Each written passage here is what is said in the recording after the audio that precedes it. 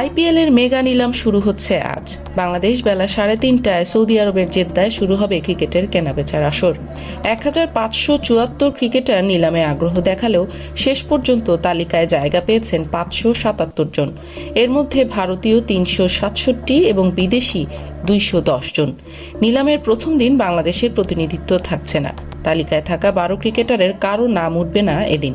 দ্বিতীয় দিনও মোস্তাফিজ, তাসকিন, সাকিবরা নিলামে উঠবেন কিনা তা নির্ভর করবে ফ্র্যাঞ্চাইজিগুলোর আগ্রহের উপর। নিলামে 8 ক্যাটাগরির মধ্যে সর্বোচ্চ 2 কোটি রুপি ভিত্তিমূল্যে আছেন 82 জন ক্রিকেটার, যেখানে বাংলাদেশের একমাত্র প্রতিনিধি মুস্তাফিজ। সাকিব, তাসকিন, মিরাজের দাম 1 কোটি। বাকিদের কিনতে গুনতে হবে অন্তত 75 লাখ রুপি।